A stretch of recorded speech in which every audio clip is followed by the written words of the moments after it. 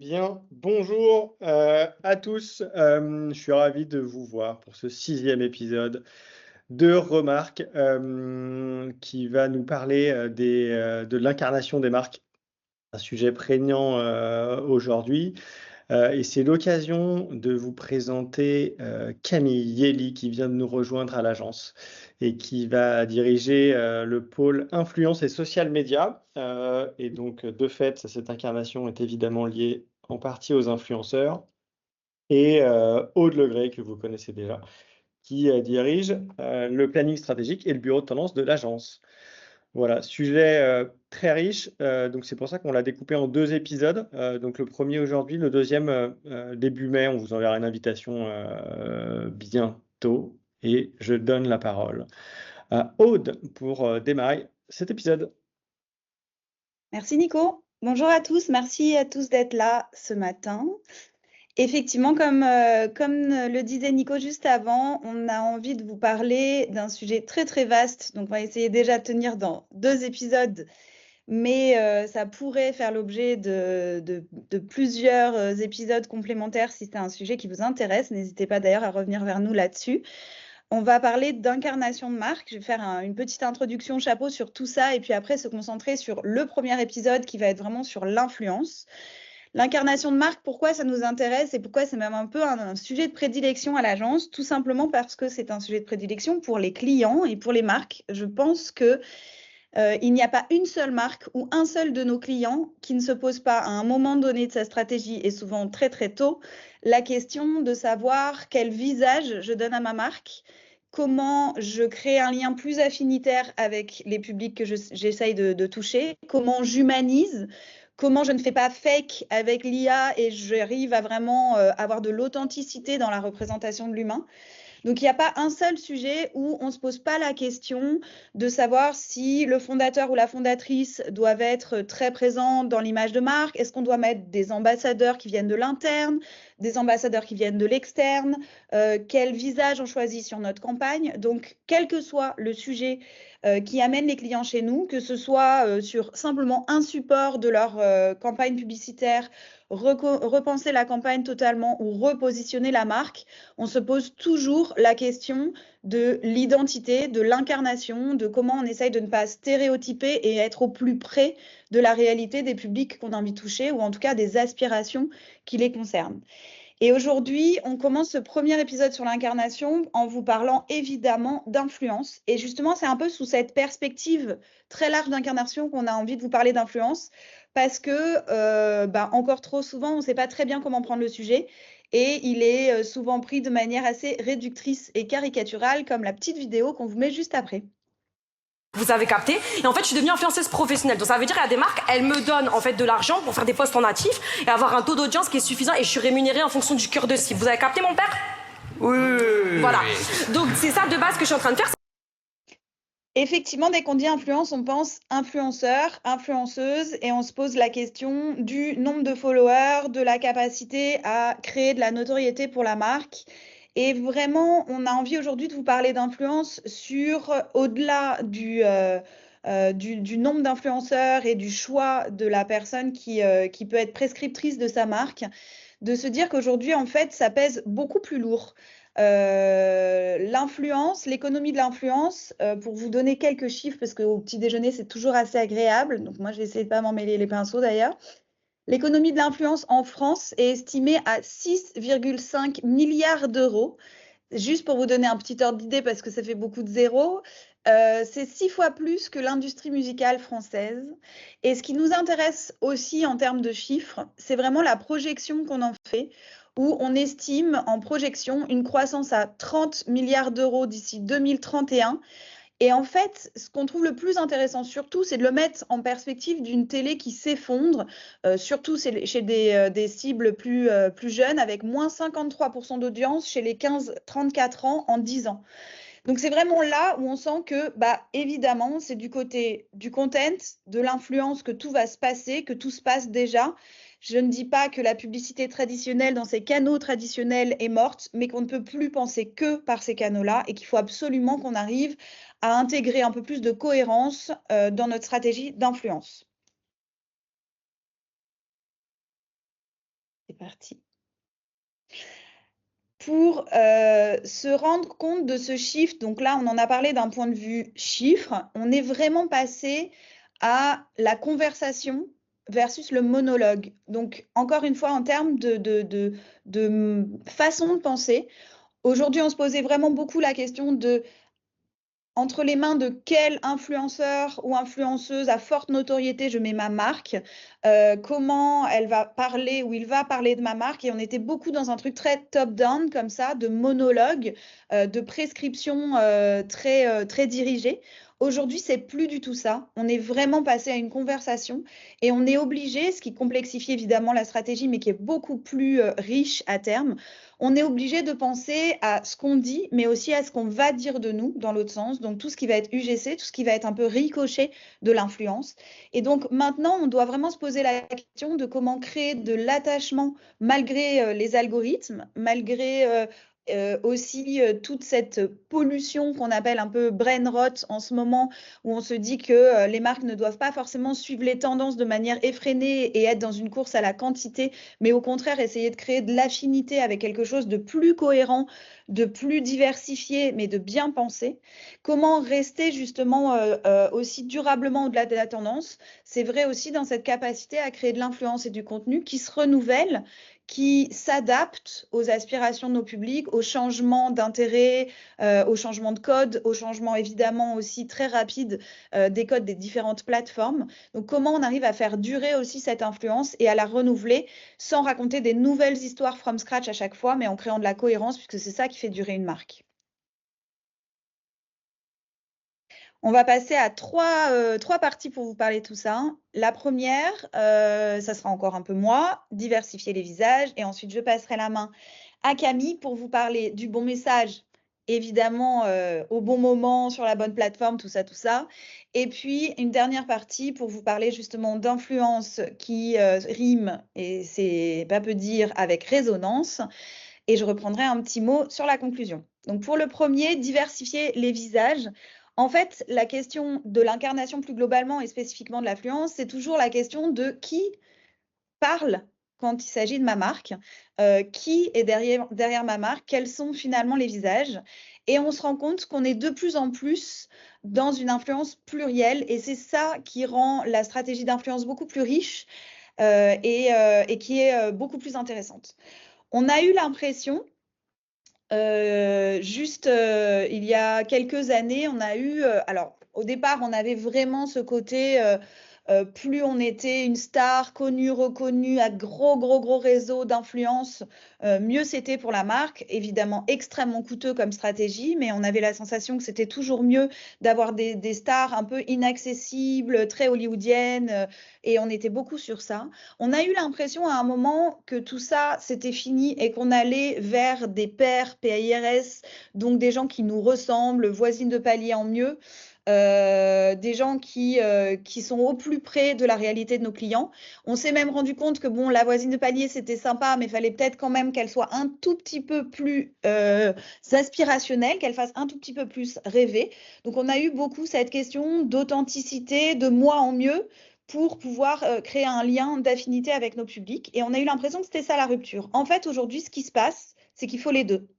Et que de plus en plus, il faut arriver à conjuguer des figures un peu d'autorité avec des figures de proximité. Et en termes de point de vue qu'on propose, on se rend compte que c'est vrai dans énormément d'événements culturels et prises de parole, et du coup, par ricochet, c'est vrai dans tout ce qui est stratégie de contenu. On est vraiment sur une influence qui se déconcentre, qui est devenue mosaïque, et on propose des points de vue qui sont encore le point de vue un peu waouh effect de la scène, d'une prise de parole auquel les gens n'auraient pas accès, et l'influenceuse ou l'influenceur nous permet d'avoir ce sentiment un peu VIP. Mais on se rend compte aussi qu'on doit créer ce côté aussi plus intime, plus affinitaire avec un peu les backstage. Et de plus en plus, les contenus et les stratégies d'influence doivent se jouer sur les deux côtés et doivent se jouer avec vraiment le sentiment de passer en backstage. Ça va parler à certains dans le public d'aujourd'hui, n'est-ce pas Olivier? Et donc, on doit montrer un peu les dessous de la scène et les gens ont envie d'être dans ce petit privilège-là, dans cette intimité avec leurs idoles et en même temps continuer à montrer là où ça brille, là où on est sous le feu des projecteurs. Et de la même façon, en termes de posture de marque, vous voyez cohabiter des postures de marque très différentes, certaines qui sont encore un peu wow effect, très powerful, où on montre des athlètes pour Nike, des stars pour d'autres, vraiment des icônes, encore une fois, à très forte notoriété. Et on a le sentiment de regarder vers le haut, j'ai envie de dire, un peu quand on est sur ce genre de campagne. Et en même temps, sous la même marque, on a aussi ces incarnations et ces visages qui sont beaucoup plus des visages de la vraie vie, qui nous ressemblent, qui sont plutôt dans ce côté empowering, avec un M, c'était encore mieux, mais c'est pas grave, qui sont vraiment de prendre les publics par la main et d'avoir le sentiment de faire partie du public, d'être dans le public avec eux et de pouvoir vraiment les accompagner. On a vraiment cette double posture. Certains pourraient dire que ça manque de cohérence ou de consistance. En réalité, pas du tout. La démonstration de cette première partie, juste après, c'est qu'il faut vraiment composer avec ces différents visages de l'influence. Il faut arriver à créer de la cohérence entre ces différentes prises de parole, à essayer de se poser la question, encore une fois, de qui parle derrière ma marque, même si c'est à plusieurs voix, il s'agit quand même d'avoir une stratégie multiple, plurielle. Et pour résumer, de manière un peu caricaturale, mais ça parle, on se pose souvent la question de est-ce que c'est mieux macro, micro, nano, etc. En réalité, il n'y a pas vraiment de mieux, toujours pareil, c'est une question de composition. On se dit souvent que macro, c'est pour la visibilité, micro, c'est pour la légitimité, nano, c'est pour l'intimité, et UGC, c'est pour l'authenticité. Et puis surtout, l'UGC, c'est surtout ce qu'on cherche à maximiser le plus possible, même si ça ne va pas forcément toujours dans notre intérêt. Et je passe la parole à Camille pour la suite. Merci Aude. Bonjour à tous. Comme on l'a dit là, l'idée, c'est pas forcément du coup d'avoir à choisir, mais vraiment de considérer l'influence comme un puzzle. Et l'enjeu n'est pas de briller haut, mais surtout de raisonner juste. Et ce qu'on va explorer maintenant, c'est comment composer avec la bonne voix au bon endroit pour faire passer le bon message.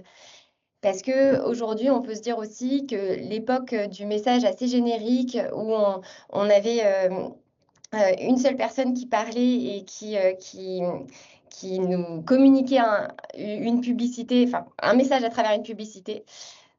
Pardon, je suis un petit peu impressionnée, mais je me ressaisis.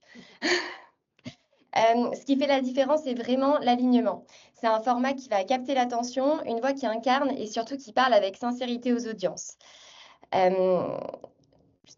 Donc là, comme on peut le voir, 40% des 18-24 ans font davantage confiance aux recommandations d'un influenceur qui a une publicité traditionnelle.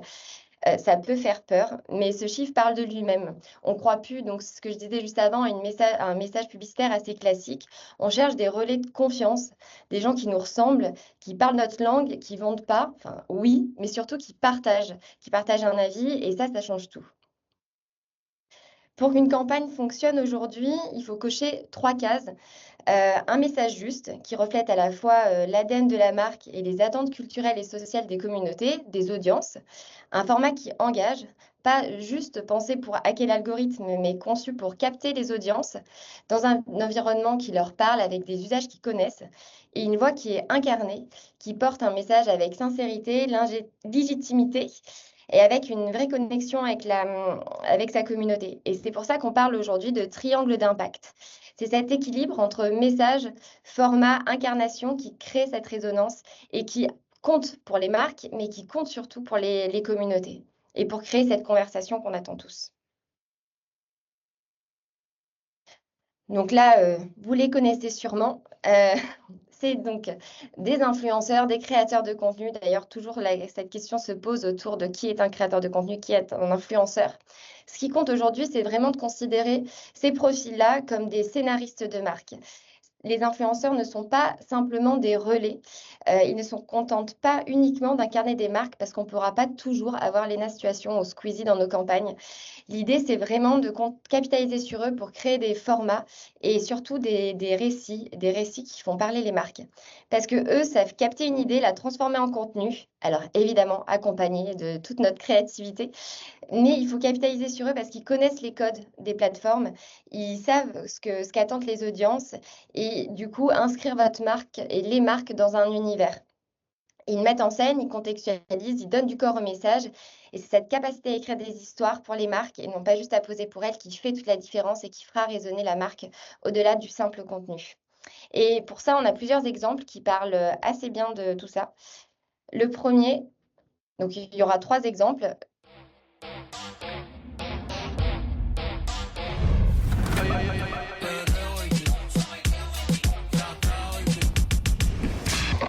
The vibe is infinite.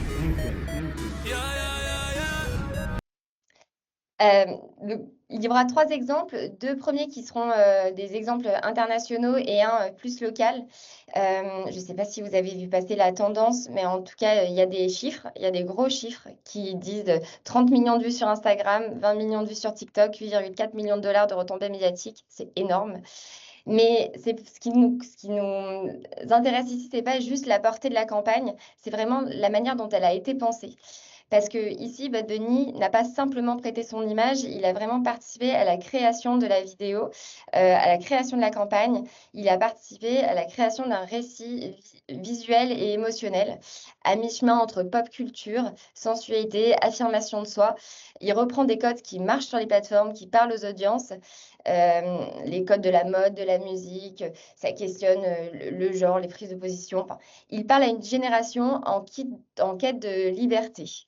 Et là, ici, c'est vraiment le cas où l'influenceur, aussi important soit-il, est aussi scénariste de la marque. Et c'est ce niveau d'implication, de créativité qui change tout et qui fait qu'aujourd'hui, le contenu a été hyper viral. En fait, tout le monde sur le contenu, parce qu'il n'y a pas, dans la reprise de la tendance, c'est vraiment juste, on montre le visionnage de la pub. Enfin, et ça, c'est ouf, parce qu'il n'y a même pas, on réutilise pas le contenu pour se l'approprier, pour le remettre dans son quotidien, juste on montre qu'on a regardé cette pub. Et ça, c'est assez impressionnant. L'exemple numéro 2, Skims. Donc la vidéo ne parle pas, c'est pour ça que je peux me permettre de parler dessus. C'est l'exemple d'une marque qui ne fait pas juste appel à des influenceurs, qui ne capitalise pas juste sur sa grosse ambassadrice qui est Kim Kardashian. C'est vraiment une marque qui va scénariser, pareil, des récits et qui va vraiment orchestrer tous ces récits-là avec une multitude de représentations et d'incarnations.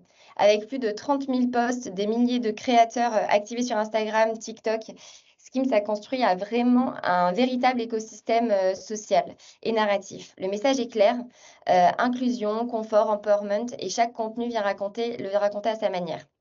On a des contenus qui sont très social media friendly, des backstage, des vidéos, des try-zones. On joue sur les trends. C'est des formats qui sont pensés pour engager, mais surtout, ils incarnent un vécu des différentes personnes, différents corps, et tout ça pour être au plus proche de la cible. On alterne entre UGC, influenceurs reconnus, Kim Kardashian, et tout ça avec énormément de justesse, alors qu'on parle quand même de Kim Kardashian, donc la justesse pourrait surprendre, mais elle est dans sa stratégie d'influence et d'incarnation hyper juste. Kim Kardashian est là, mais surtout, c'est un casting ultra diversifié, cohérent avec chaque produit. Et c'est ça la force de la marque, faire l'influence, un récit collectif, aligné, et pas juste un additionnement de placements. C'est vraiment toute cette stratégie d'ensemble qui fait qu'aujourd'hui, elle parle à tout le monde.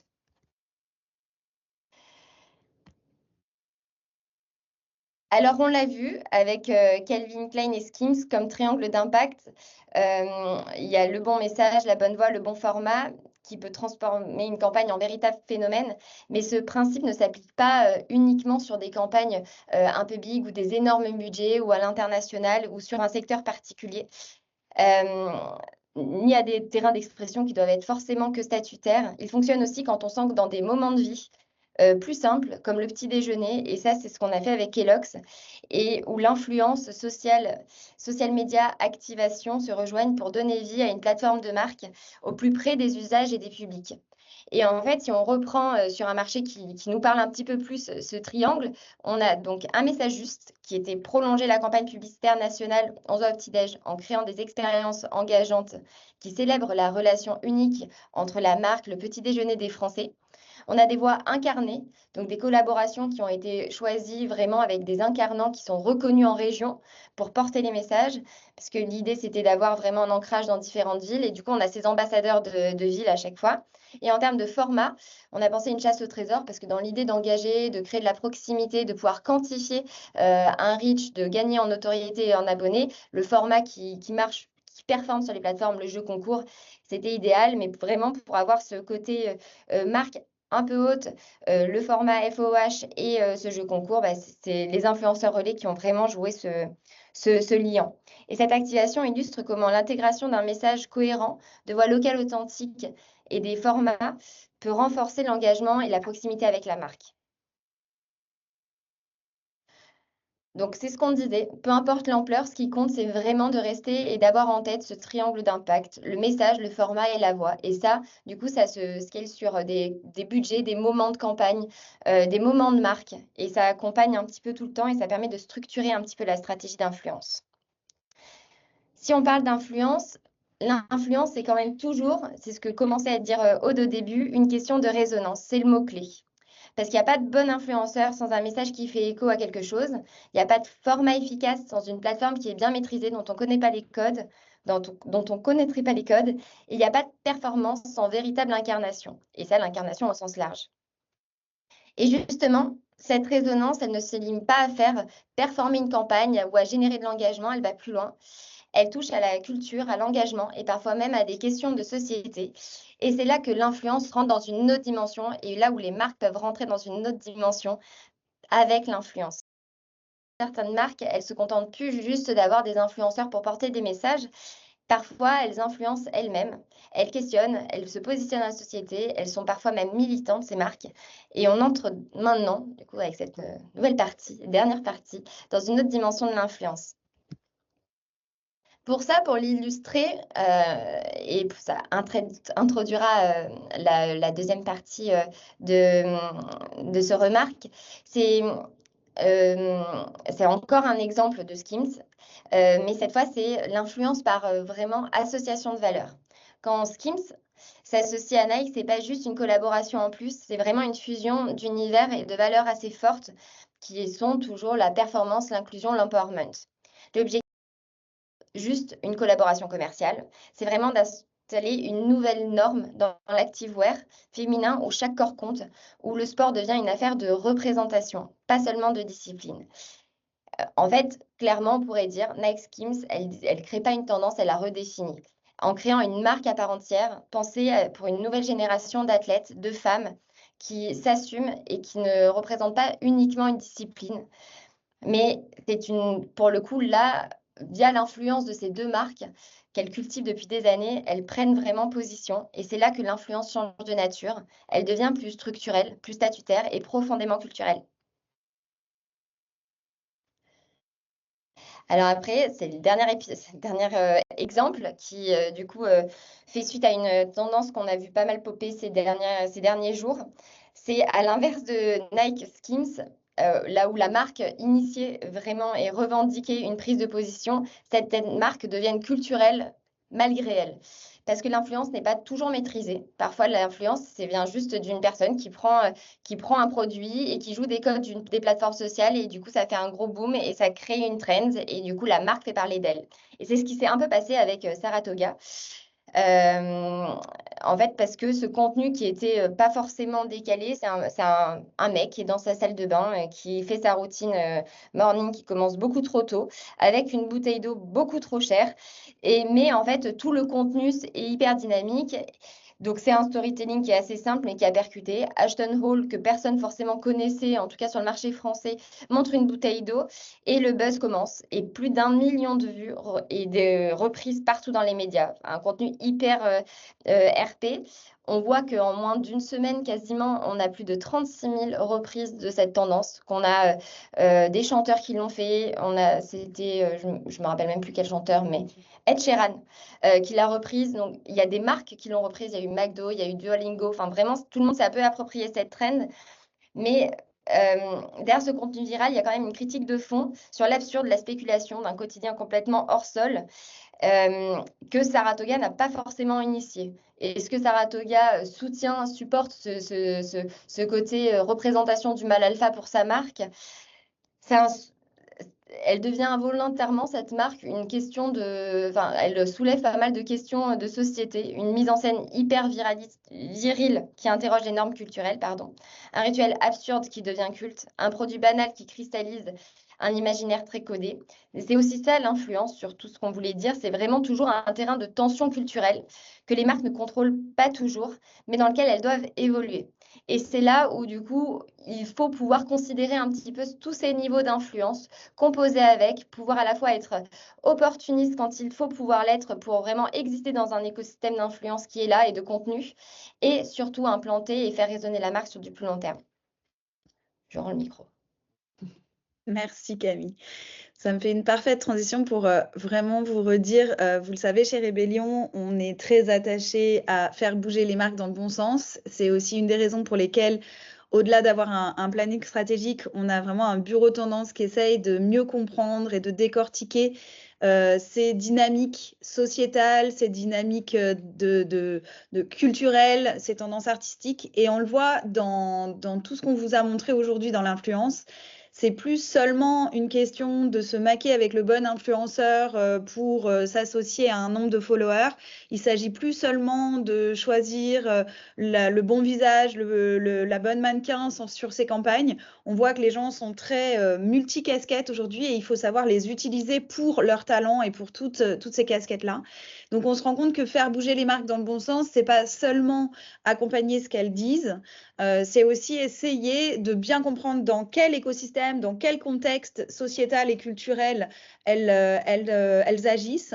Et ça permet d'influencer ce que les autres disent d'elles quand elles ne parlent plus. Et c'est vraiment, on le sait, un énorme challenge pour l'ensemble de nos clients et pour nous aussi. On sait que c'est des choses qui se complexifient, mais en même temps, encore une fois, ça permet de se recentrer sur qu'est-ce qu'on a à dire, quel est le bon message et comment on articule ce puzzle de représentation et de qui parle autour de la marque pour donner encore plus de poids, donner encore plus de résonance au message de marque sur l'ensemble de ses points de contact et sur une communication qui est de plus en plus fragmentée. On espère que ça vous a plu et que ça vous a intéressé. On va continuer évidemment ce sujet dans un deuxième épisode et n'hésitez pas aussi à nous faire des retours si l'incarnation de manière plus globale est quelque chose qui vous intéresse en particulier. On fera d'autres épisodes là-dessus. Vous le savez, on n'a pas fait la révolution, mais on peut peut-être mener la vôtre. Donc chez Rébellion, on s'intéresse beaucoup à ces sujets de société et l'incarnation en fait partie. À très bientôt et merci à tous.